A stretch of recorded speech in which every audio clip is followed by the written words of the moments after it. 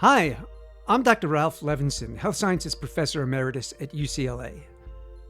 And I'm Luke Levitansky, now a teacher in Paris, and I've worked as a journalist covering technology, politics, and power.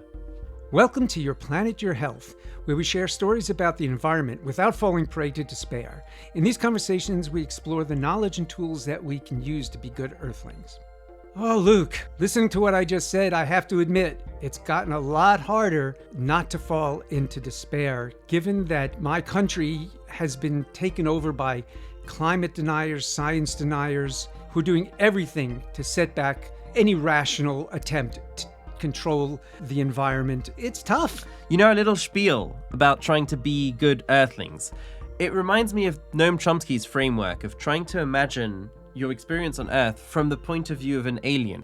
Perhaps there's a way of looking at the situation that is not that bad. In fact, in spite of America's government of climate-denying frackers, there's been a lot of concrete climate action that we wanted to highlight. So, Ralph, you know, the world doesn't revolve around America.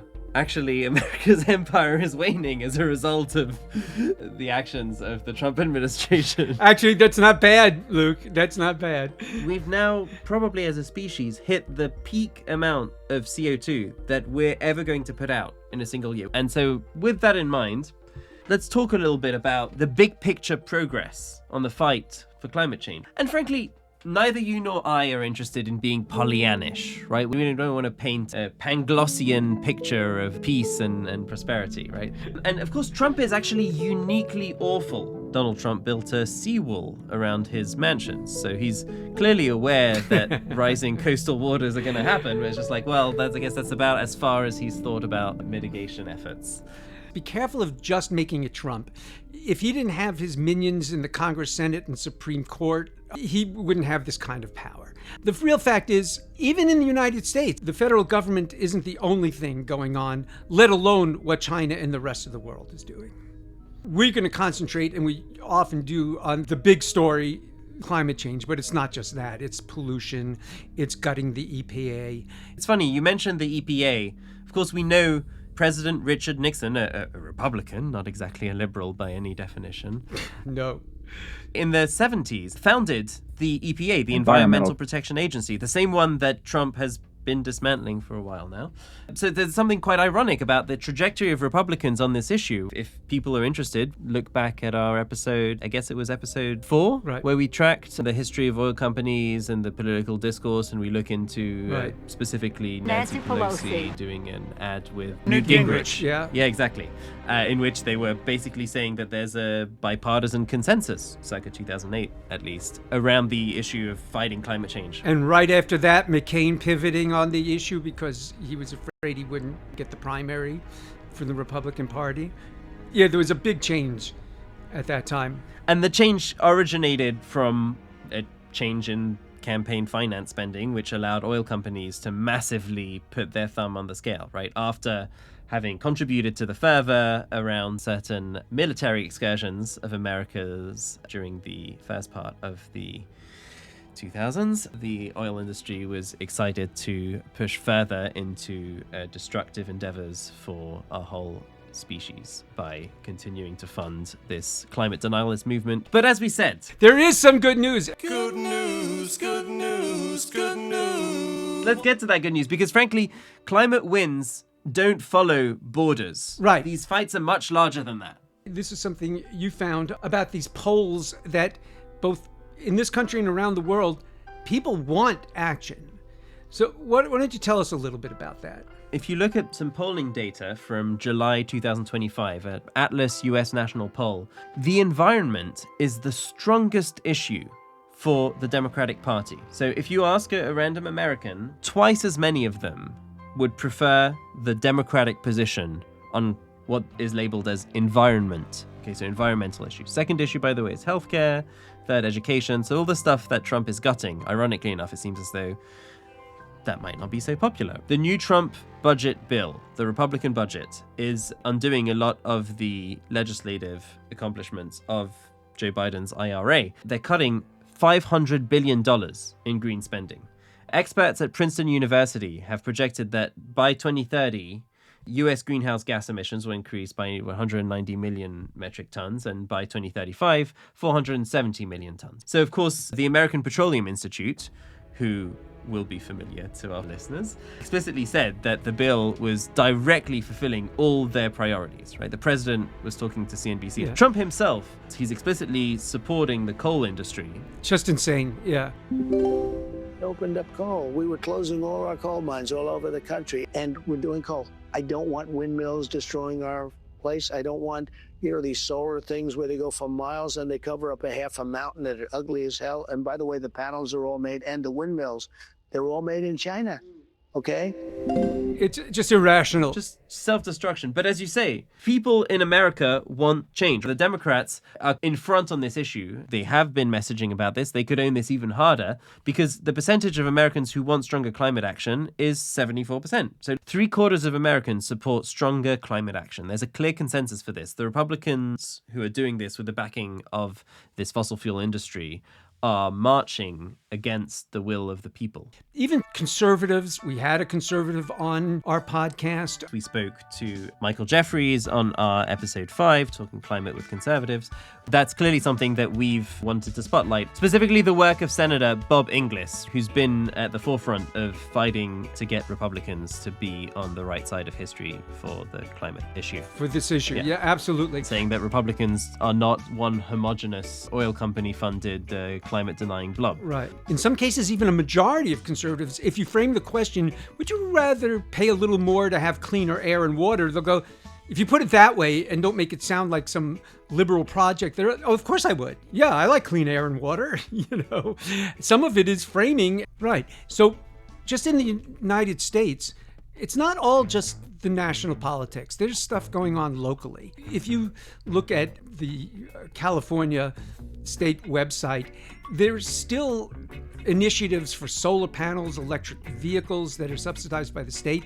Now the ones that are left are not subsidized anymore by the federal government, so they're much lower. And there's a huge recent win in New Jersey and in Tampa, Florida, suing corporations that were polluting, resulting in big buck findings and requirements that these corporations clean up and have funds that even if they go bankruptcy, the cleanup continues. So it's appropriate to have a negative reaction to people destroying your ability to live and thrive. It's just whether it demoralizes you. That's the issue. Zooming out to take a wider perspective, to take in the big picture on this fight to protect our habitat, our planet. Ourselves. That's the whole planetary health ethos. You were also mentioning, while we're talking about cities, I mentioned LA with a little allusion to New Jersey and Tampa, but you were also talking about some things New York City had been doing. You went to college there, so at NYU, so you're paying attention to that. Why don't you tell us a little bit about that? Yeah, I guess my old haunts, the streets of New York City, are going to be increasingly pedestrian, it looks like. And certainly where I now live, in Paris, there's also been a big effort to make more streets walkable. I think every street in front of a school had to be made pedestrian over the years, and there's been fewer lanes for cars and more greenery being planted left and right, and that really increases just on a local level the quality of the air. Through photosynthesis, we're getting cleaner air. The quality of life is much improved. And another thing that was enacted in New York last year, and that the City of London, another city which is close to my heart, set up over a decade ago, is a congestion charge. Now, congestion charge initially sounds a little counterintuitive. You're making people pay in order to drive into the city. Well, if it's done in a smart way, you pair it with increased investments in public transit. Right. And so you reduce, because you disincentivize cars being on the road, you decrease car congestion, and the public transit can flow more easily. The buses are faster. And of course, for the people who live in the city, people who work and breathe in the city, well, the air quality is nicer, and the walkability from place to place is nicer, which means the local businesses benefit from people being able to just have foot traffic around. And of course, the noise for the residents goes down. So there are many ancillary benefits to these types of local initiatives that are clearly going to be sweeping the world. We can look at examples of Stockholm also set up a congestion charge to great effect. And if you look at Barcelona, in terms of urbanism and making streets more walkable. They were pioneers over a decade ago with the Superia system, where they took blocks of 9 streets and cut off car access to them almost entirely. There have been a lot of interesting experimentations towards making the basic unit of the city the pedestrian and not the car. Kind of a radical idea for American urbanism. And as we look out to these larger picture fights, so there are cities in America, there are even states in America that are not following the Trump way, because again, if we look at the will of the American people, they're twice as likely to support Democrats than Republicans on the issue of the environment. There's research in Nature from 2024 that says about 80 to 89% of the world's people want the governments of the world to organize to do something about climate change. And as nebulous as that might sound, things have actually been working. Right. By talking about all those European cities, we were starting to pivot to the international scene.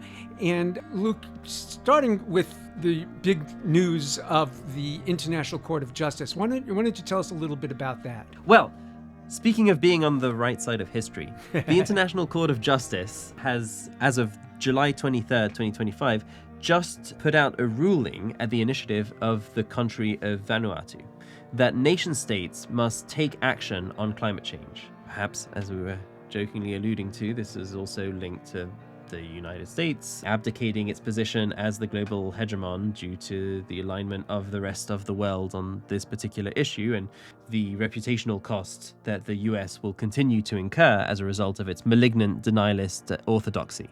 But under this new non-binding resolution, polluting states such as the US will theoretically be compelled to pay reparations to countries particularly affected by climate change and related disasters. So countries such as Vanuatu, which initially put in this request at the ICJ in The Hague, would get some type of financial reparations. And maybe the US will not be part of funding those relief efforts, and that will be part of the soft power for whatever empire ends up taking the US's spot. But if I'm thinking about the survival of the species, if another global power is taking the lead on the climate issue, if only for economic reasons, perhaps that is wise. And so let's think about why China would move on solar like this. Is it just because they're trying to build up their reputation? Well, it also coincides that as a result of the copious amounts of research, the cost of producing solar panels has massively decreased in the last decade, right? This is something that I feel is an undercovered story. The cost of producing a new solar panel has decreased tenfold in the last decade. It now costs 1/10 of what it cost a decade ago to produce a new solar panel. Now, that's mind-blowing. It is mind-blowing. And I just want to interject with a quote from someone who I follow closely, and like the Nobel Prize-winning economist Paul Krugman just in July, he said, quote, "A transition to renewables, which might have sounded like pie-in-the-sky hippy-dippy stuff a generation ago, is now not just feasible, but the only sensible energy strategy," unquote. Except in the United States, federal government under the Trump administration in Republican power. But it's still true, whether they like it or not.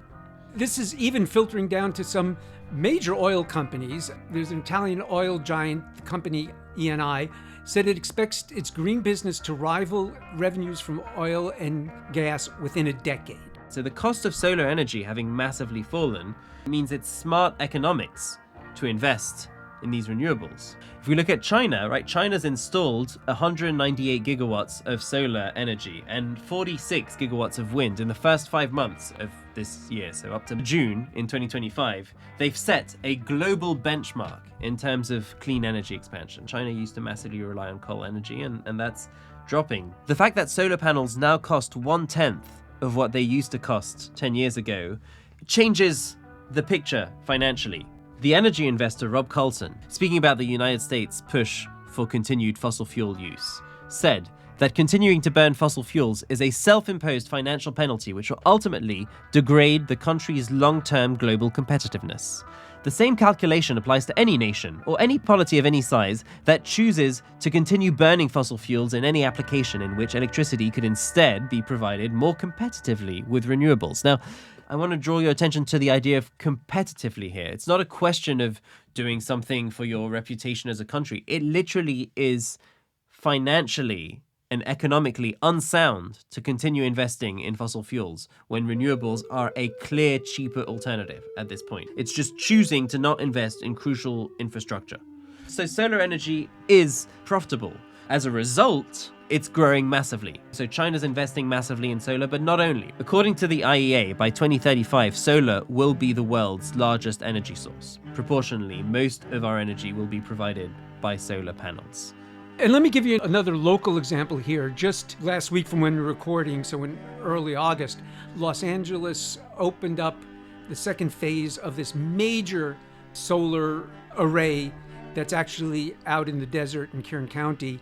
And Los Angeles is on track to, by 2035, be entirely powered by renewables. It's already 60% renewable energy powering Los Angeles. And by the way, it's not just solar arrays, it's also batteries, and the batteries were produced in California.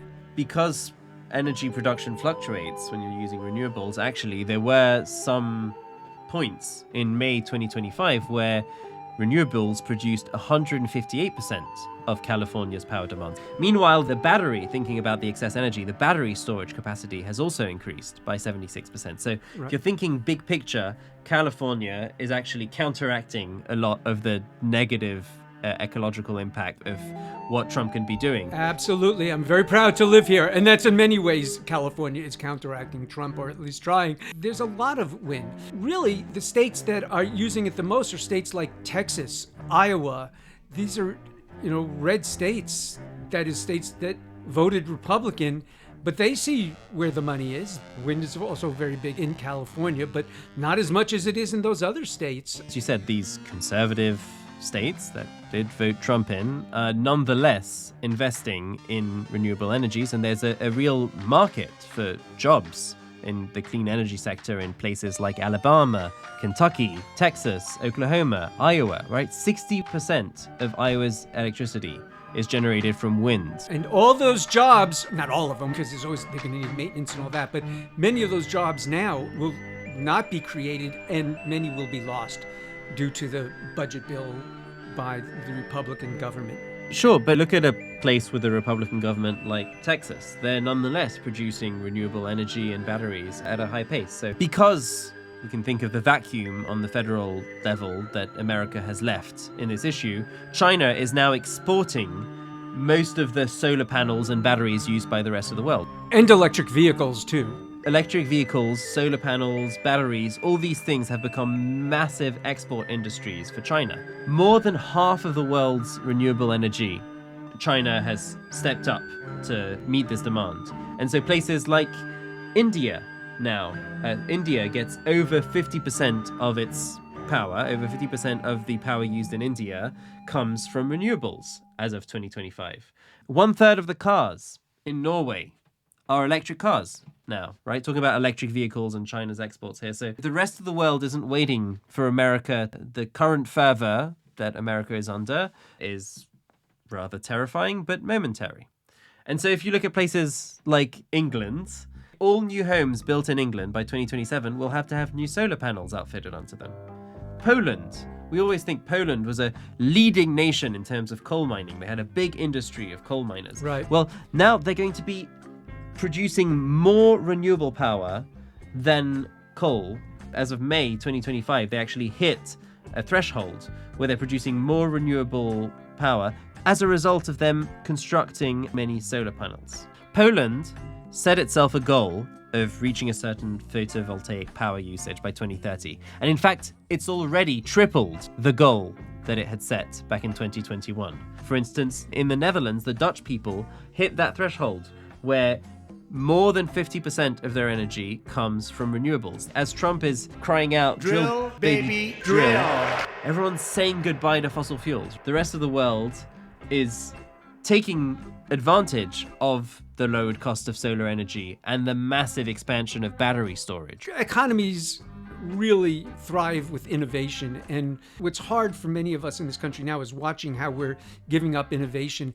For a country that's loved to hate China, for an administration that wants to paint them as the bad guys, we have ceded all sorts of power and all sorts of markets to China. The only explanation I have is simply because those in power are in the thrall of oil company money. It's a self-inflicted wound. Like many of Trump's reckless actions, it's doing a lot of damage to America. The best way to fight despair, in my book, is to do something, however little. Nothing is too small.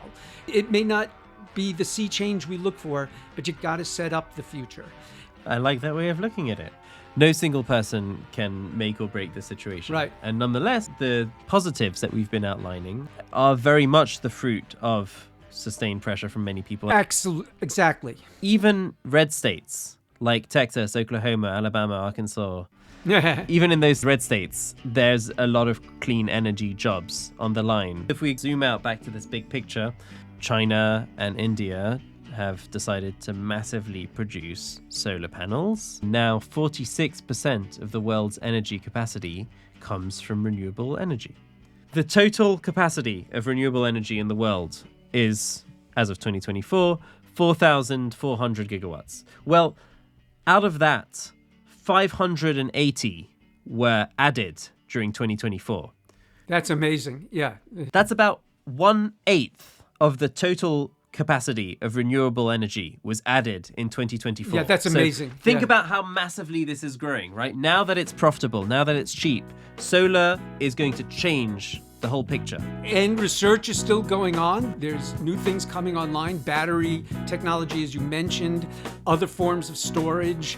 People are actively looking for innovation. This is where having a rich, thriving research environment used to be one of the US's differentiating factors. Absolutely. Investing in research and development, even for perhaps pie-in-the-sky solutions around carbon capture, at least presents some level of optimism.